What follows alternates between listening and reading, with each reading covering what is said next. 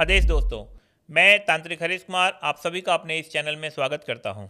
दोस्तों, हम लोगों को रात और दिन साधनाएं करवाए रहे हैं।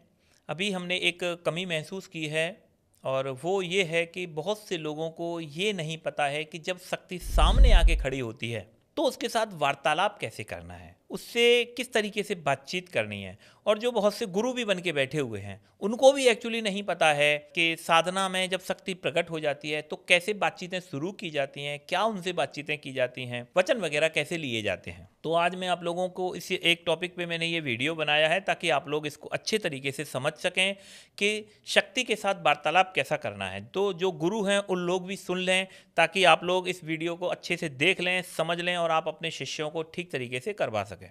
मेरा उद्देश्य यही है कि ये जो तंत्र है ये जितना हो सके उतना बेहतर तरीके से फैले चारों तरफ हिंदुस्तान में।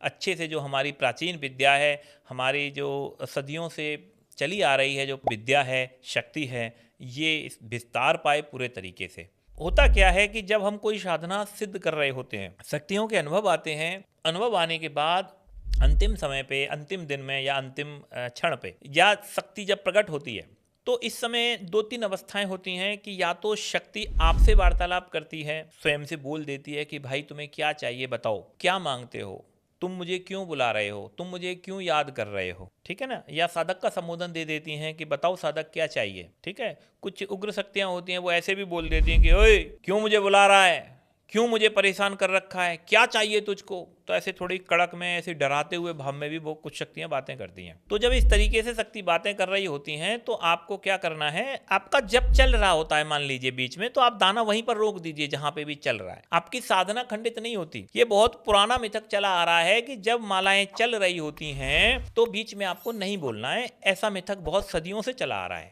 हमारा जाप करने का उद्देश्य, साधना करने का उद्देश्य था शक्ति को सामने खड़ा कर देना। अब शक्ति मेरे सामने खड़ी हो गई, वो मुझसे बातें कर रही है।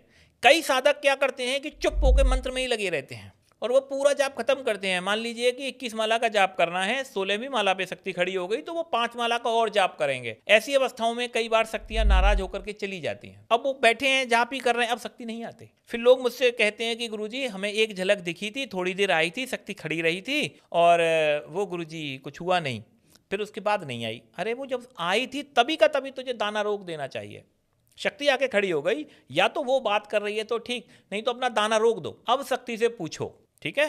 तो शक्ति से क्या पूछना है, सबसे पहला सवाल कि तुम कौन हो, अपना परिचय दो। अगर हम किसी बड़ी शक्ति की साधना करते हैं तो ऐसे पूछा जाता है कि भाई तुम कौन हो, मैं आपका परिचय जान सकता हूं कि आप कौन हैं। तो शक्ति आपको वहां पे अपना परिचय देती है।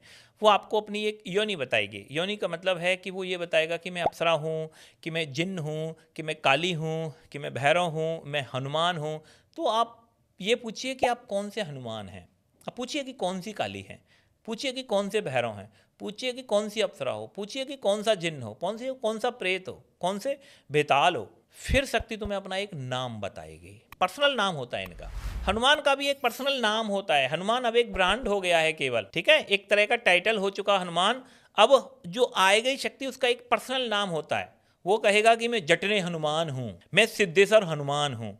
तो सिद्धेश्वर उसका मूल नाम है। जब शक्ति आपको इस तरह से बता दे, आपको परिचय दे दे, फिर आप शक्ति से बोलिए कि मेरे गुरु का आदेश है, आप मुझसे वचन दीजिए। तो फिर शक्ति से आप 3 वचन के लिए बोलिए।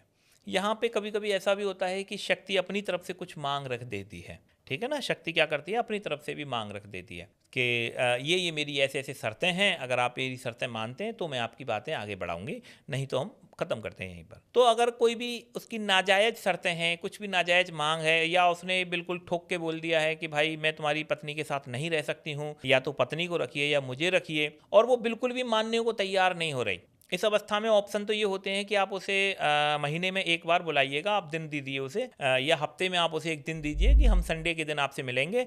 संडे के दिन आपको अपनी फैमिली से अलग रहना, अलग सोना है, अलग कमरा रखना है, और बाकी के 6 दिन आप अपनी फैमिली के साथ में रहिए, कोई प्रॉब्लम नहीं आती। हमने इस शर्त पे बहुत लोगों को सिद्धियां करवा रखी हैं। कई बार शक्ति आ जाती है तो वो महीने में बोल देती है कि मैं पूर्णिमा के दिन आया करूंगी, बस। तो पूर्णिमा एक अकेली उसकी हो गई, या अमावस्या उसकी हो गई, एक दिन केवल दे देते हैं। कुछ शक्तियां बिल्कुल अड़ जाती हैं कि नहीं, मैं पत्नी के साथ नहीं रह सकती हूं। तो ऐसी अवस्थाओं में आपको क्या करना है, हाथ जोड़ने हैं और बोलना है कि देवी आप जाइए, मैं आपको नहीं रख सकता। किसी भी नाजायज मांग को आपको मानना नहीं है। हमारे यहाँ पे फैमिली फर्स्ट, परिवार आपका पहले नंबर पे। परिवार के साथ आपको कुछ भी मिल रहा है आप उसे एक्सेप्ट करिए, कोई प्रॉब्लम नहीं होती है। लेकिन परिवार को दांव पे लगा के अगर आप कुछ प्राप्त कर रहे हो वो बहुत ज़्यादा रिस्की होता है, बहुत ज़्यादा खतरनाक है। आप शक्ति को वापस भेज दोगे, या शक्ति ने कुछ ऐसी अनहोनी शर्त मांग ली, उसने बोल दिया कि मैं आपके वंश आगे नहीं बढ़ने दूंगा, मैं आपके XYZ कुछ भी वो मांग रहा है, या ऊट पटांग बलि मांग रहा है, हाथ जोड़िए, बोल दीजिए कि भैया तुम अपने घर जाओ, हमें नहीं सिद्ध करना तुम्हें।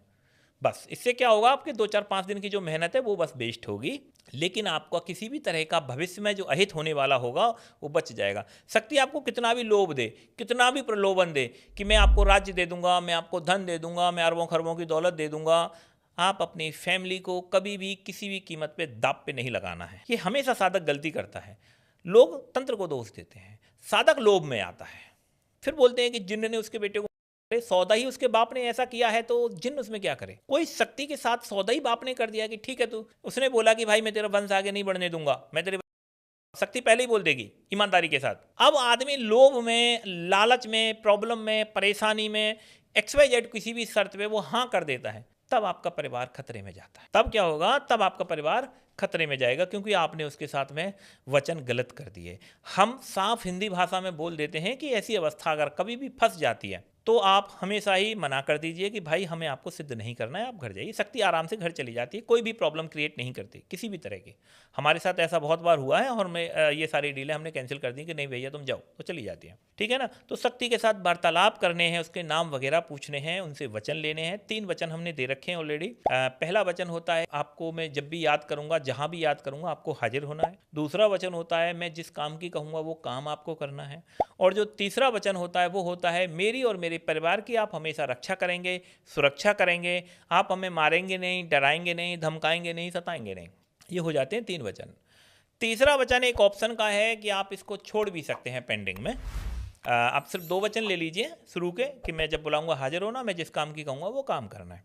और तीसरा वचन आप छोड़ दीजिए कि मैं अभी नहीं ले रहा हूँ, भविष्य में आपसे वचन ले लूँगा। तो जब कभी साल 2 साल 5 साल 10 साल में कभी आपको शक्ति को छोड़ना है, विसर्जन करना है, तो आप शक्ति को बुलाइए, उसे भोग दीजिए और उसे बोलिए कि मैं आज आपसे तीसरा वचन मांग लेता हूँ। तो शक्ति बोलती है ठीक है मांगिए, और आप उसे बोल दीजिए कि भाई मैं तीसरे वचन में आज से आपसे मुक्ति चाहता हूँ, आप मेरे वचन से आज़ाद हैं, आप कहीं भी जाइए, फ्री हैं आज से, ठीक है, मैं आपका विसर्जन करता हूँ। तो बस वचन से विसर्जन हो जाता है, कोई भी प्रॉब्लम किसी भी तरह की नहीं आती है। तो शक्तियों के साथ में इस तरह से बातें की जाती हैं, वार्तालाप इनका किया जाता है। तो इस तरीके से शक्तियों के साथ वार्तालाप किया जाता है।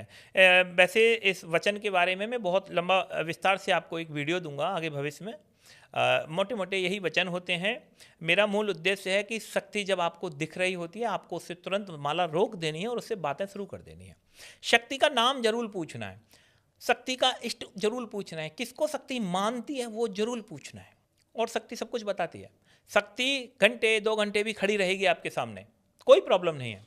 XYZ हमने आपको बोला हुआ है कि कभी भी कोई शक्ति आ जाए, आपको कोई प्रॉब्लम क्रिएट कर रही हो, या आपको डर लग रहा हो, हेजिटेशन हो रहा हो, किसी तरह की और प्रॉब्लम्स अगर आपको आ रही है, तो आपको क्या करना है, आप नाइट में चाहे 1 बजे, चाहे 2 बजे, चाहे 3 बजे आप हमें कॉल कर सकते हैं। नाइट में हमारे नंबर्स चालू रहते हैं। मेरा नंबर अगर बाई चांस बंद होता है तो हमने एक अल्टरनेटिव नंबर भी आप लोगों को दे रखा है, आप उस नंबर पर कॉल कर सकते हैं। तो इस तरीके से हम आपके साथ दिन और रात 24 घंटे आपको पूरा गाइडेंस देंगे।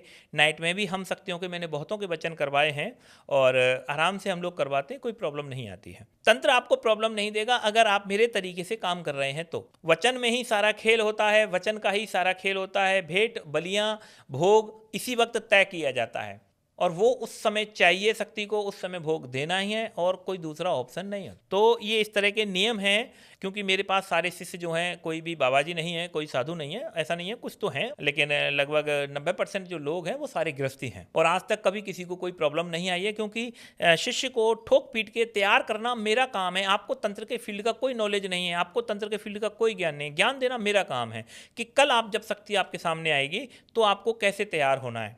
तो ये सारी चीज़ें हम लोग आपको सिखाते हैं। हमने पूरे बेसिक की जो किताब है उसमें सारे नियम्स दे रखे हैं, और बहुत सी किताबें हैं हमारी, उन किताबों को आप पढ़ सकते हैं, शक्तियों के बारे में नॉलेज ले सकते हैं, जान सकते हैं। तंत्र दीक्षा लेने के लिए आप लोग हमारे केंद्र पे आ सकते हैं। 10, 20, 30 तारीख को हमारे दीक्षा के शिविर रहते हैं। आप उन शिविरों में आकर के बैठ सकते हैं और बेसिक सीख सकते हैं, तंत्र सीख सकते हैं, क्रियाएँ सीख सकते हैं, हम सब कुछ सिखाते हैं। ठीक है दोस्तों, आदेश।